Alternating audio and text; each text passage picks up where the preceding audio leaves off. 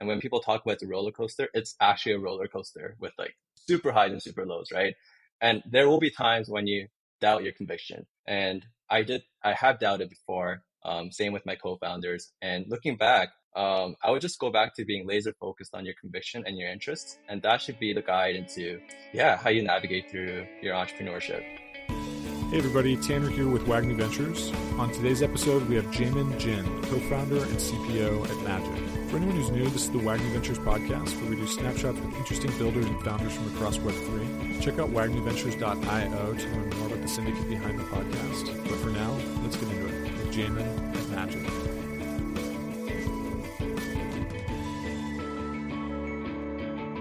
All right. Hey, everybody. I'm here today with Jaemin Jin, co-founder and CPO at Magic. Jaemin, how's it going today? I'm doing good. Thanks for having me. Yeah, thanks so much for coming on. I'm super pumped to talk. What you guys are doing is really awesome. So I'm excited to dive a little bit deeper into that work. But before we talk about Magic, I'd love to talk a little bit about sort of you here to start. So, from my understanding is you've worked as a software engineer at Apple, A9, Uber, all awesome places.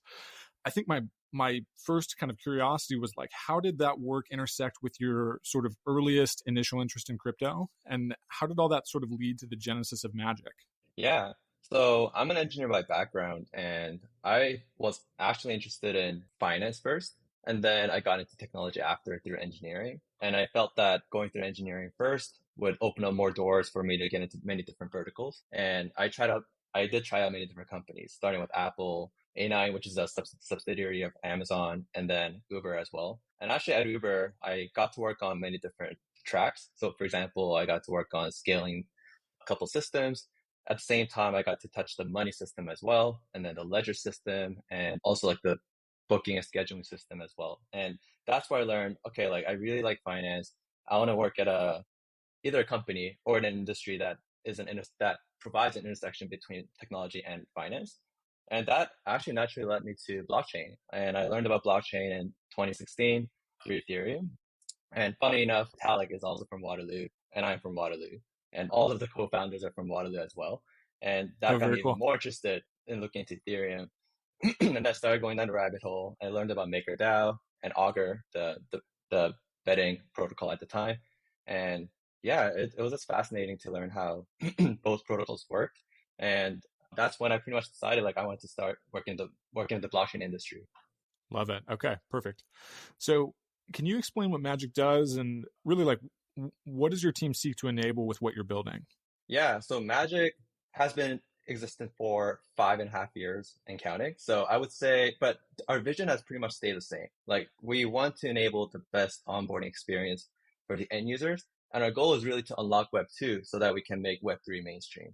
And what we provide is we started off with a wallet product, and it was more focused on like a widget based product where we can just unlock developers to get started really easily. But we've iterated and we've evolved to now being more like a holistic onboard infrastructure where we provide instant wallet creation through our patented delegate key management system. We also offer a suite of NFT services like NFT minting and delivery, NFT checkout, and the suite of services that enterprises need to help to get them lifted.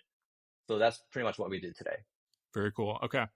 So let's talk about that onboarding experience. Maybe, 5.5 years ago, very different experience than what you're enabling now, right? So like, I think my question would mainly be like, when you guys got started, situate us in that time and place a little bit. Like what were people doing before Magic and then after Magic?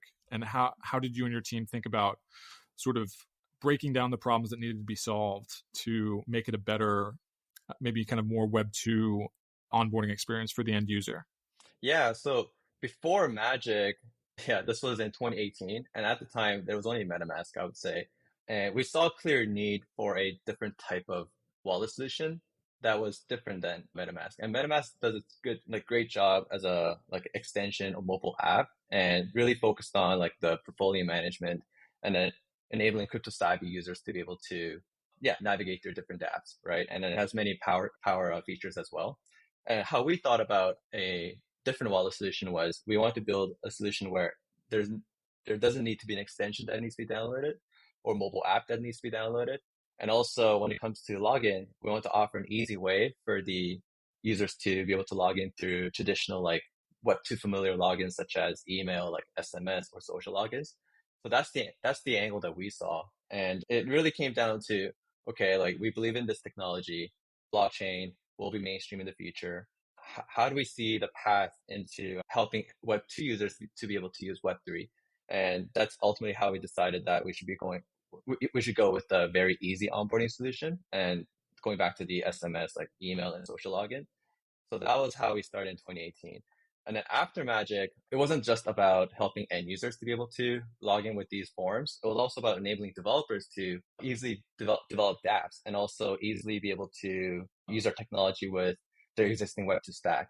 And fast forward to today, we've been working with many developers, such as 170K developers currently on our platform. But we've also been working with many Fortune 500 companies, such as Mattel, like Macy's, 7-Eleven. And it's really about taking it's been about taking our learnings from working with developers, going to working with these enterprises, and helping them be able to launch Web3 strategy by not really needing to change their tech, but just being able to incorporate Web3 feature on top of their existing stack. So that's how we've evolved to like pre-Magic to like Magic today. Love it. Perfect. So this is actually, my one of the things I was most curious about with Magic, which is that, in a way that most other sort of Web3 native organizations haven't, like you guys have succeeded with Web2 and just kind of even more like big traditional brands in a way that I think a lot of Web3 organizations would love to say that they've been able to also, but it's just not really a thing. So, I'm so curious about that. Like, how do you guys think about bridging that gap between sort of less crypto native businesses that still want the benefits of what Web3 can offer? What are these organizations attracted to in Web3? Anything you want to share about sort of that relationship and those partnerships, how that's gone? Yeah, so definitely in 2021 to 2022, NFT bull market helped with the NFT mainstream awareness, and that did get a lot of interest, and that sparked a lot of interest from these enterprises and many different brands and different verticals to to give an attempt on how they could launch their Web3 strategy majorly via NFTs. And we've seen lots of experiments. And also due to the timing and due to the urgency of launch, personally, I would say like there haven't been that many projects like in 2021 that was built in a way that it's scalable for not not just adopting NFT standard properly, but also scale it in a traditional like Web2 way. And how we came in to really help was, just like really going down the details and going down to the roots of why NFT.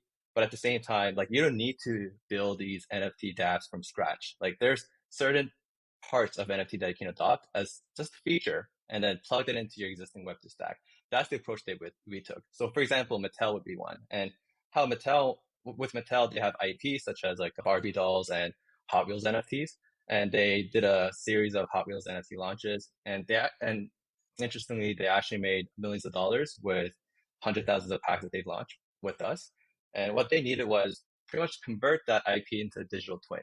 And they, instead of also exposing these NFTs as actual NFTs, they called it digital collectibles so that it can just be presented as like a digital twin. And that's the first step they took. And this isn't like creating a complete new like NFT app. It was just really again converting their physical item into more like a digital twin via NFTs, and then and then being able to launch the Web3 strategy like that. Okay, super interesting. So, you know, this is kind of a recurring question here on this podcast where I think I'm always curious in kind of the earliest days, always curious about earliest challenges basically. Because things inevitably in any startup, Web3 or not, there's always things that you think it's going to go one direction and it actually, looks like a totally different situation. You have to kind of adapt and move forward with new information.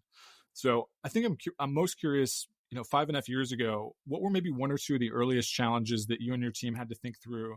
Could be on the product side, could be on the business side, whatever kind of seems most resonant with you. But one or two of those challenges, and how did you guys think about solving for those? Yeah, one challenge was that there were actually not that many dApps in this space. I remember when we built Fortmatic. Before Magic, we're actually called Fortmatic, and that was in 2018. We rebranded to Magic in 2020. So just wanted to make sure I state that. But yeah, going back to the challenge in 2018 when we built Fortmatic, I would say there are maybe only hundreds of dApps that are out there. And luckily enough, we did work with great design partners, and a couple of them were OpenSea, Uniswap, and actually Radar Relay. They were like the Uniswap before Swap came up. And yeah, and then token sets, you name it. We've been fortunate enough to be able to work with many design partners, but also it took us maybe a quarter or two to really saturate the market. So when it came to, yeah, preparing the roadmap and then building for the future, we really had to think about what's right. We didn't want to guess what we should work on. We didn't want to guess what could stick. We wanted to make sure that we stick to our ethos and then build the right product. And we had to go through lots of exercises to make sure that we stay on along that line. I would say that was actually one main challenge. The second challenge was we're more of a SaaS company, right? And coming up with a business model in that early day was very tough. And that's why we chose to actually grow more focused on growing with developers and then also following the developers as well. And luckily enough, DeFi came to mainstream, but more importantly, NFT came to mainstream. And that actually helped us a lot when it came to growing with the developers, but also being able to rely more on the enterprises now to be able to, yeah, build a sustainable business model and also be able to have a more clear and defined roadmap. Love it. Okay, super interesting. So I'd love to turn here just to talk really about kind of the blockchain space at large and get some of your perspective, really as someone who's been in the space for quite some time. I think my first question would be, how have things changed, maybe for good or for bad, in the 5.5 years you've been kind of actively building in the space? Like what's different now and what's most noticeable? Yeah, lots of things have changed. I remember when we started, and actually, it's fortunate that we started at the time because the way developers worked and the way we work with developers was really going after how to unlock full decentralization. Just like from end user UX point of view, from developer experience point of view, from how we build technology, we, we were evaluated from how can we, how, we're evaluated from how we build in a way that we can fully unlock decentralization. And that was very hard. And because we, the approach that we take is pragmatic approach. And we want to make sure that we can take baby steps to get there. But we were challenged to start from the top in the beginning. And that actually helped us kind of find the middle ground while being able to satisfy the requirements of the developers, but at the same time, finding a way to making sure that we don't sacrifice much in the onboarding UX. But fast forward to today, the difference is now that a lot more people are warmed up to the Web 2 onboarding experience when it came to Web 2 onboarding UX when it comes to Web 3 onboarding. What I mean by that is if we talk about email, like social login, SMS, a lot more people these days are welcoming and they understand the reason why we need to start there. And luckily enough, our technology were battle tested 5 years ago to now today. And it's basically non-custodial that's able to provide a custodial like UX. And that's enabled us to serve a lot more developers today and also now be able to focus more on onboarding Web2 enterprises because that's really how we're going to be able to bring mainstream adoption to Web3. Love it. Super interesting. So similar question here. I'm curious, what do you feel like Web3 is getting right here in 2023? And where do you think as a space we could be doing things better? Granted that it's a huge space and a lot of activity, a lot of different actors, but from your vantage point, like what's going well? What can we do better? What's going well is building and improving technology going well for sure. I remember in 2018 or 2019, scalability was definitely a problem. Like people paying, yeah, during the bull run especially, people paying hundreds of dollars just for gas fees. That was definitely a no-go when it comes to onboarding mainstream users, right? And I love that we're seeing a lot of L2s, for example, on top of Optimism and other platforms being born today. And also, I love how L1s are continually working on making sure that they can be more performant while still respecting the centralization and the security as well. So in terms of like technology, I love it. And at the same time, on the wallet side, onboarding side, we're seeing a lot of breakthroughs. For example, account abstraction. This is being talked about a lot, and I really like that it enables onboarding UX flexibility at an on-chain level. And So yeah, so in terms of going well, I think building is going definitely well, and also lots of creativity around different standards. Now it's not just crypto. There's DeFi, there's NFT, there's like decentralized ID. There's a lot more standards that are being iterated on top of right now. So I love that. What's not going well, I would say it still comes down to use cases. I think we should spend more time with players in this space on how we can actually unlock new use cases. Sure, like NFT, DeFi, in terms of like the standard, in terms of like the data structure, in terms of foundation, it everyone would admit that it's a great foundation to build on top of. But when it comes to use cases, how can we really unlock new use cases such that Web2 people, Web2 businesses would be sold on trying out Web3 technology in Web3? That should be more, I think that should be worked on more in 2023. And we're actually taking, I would say, yeah, we're probably one of the leaders that's really taking this seriously. And when we talk to Mattel, like 7-Eleven, Macy's, and more players in the space, we're really coming up with use cases that really fit into their ecosystem that can really unlock them. And also, if it's not Web3, maybe it's not the right time. However, fortunately, we've been able to see success with that. And we're continually going to put in a lot more effort into coming up with more use cases and coming up with more reusable use cases as well as we go into 2024. Perfect. Super interesting. So if you could maybe put on your sort of elder statesman hat here for a second. And my question is really like another recurring one that shows up on this podcast a lot, but I think you especially would have some really interesting thoughts where the question would be, if you had a time machine and could kind of go back to, 5.5 years ago, the start of building Magic, what advice do you feel like would have been most helpful to you at the start of that journey that you maybe wish someone had imparted to you, or that you would impart to yourself in that kind of time machine scenario? Like, what do you wish you knew, basically, that you might want Oh, others to take forward?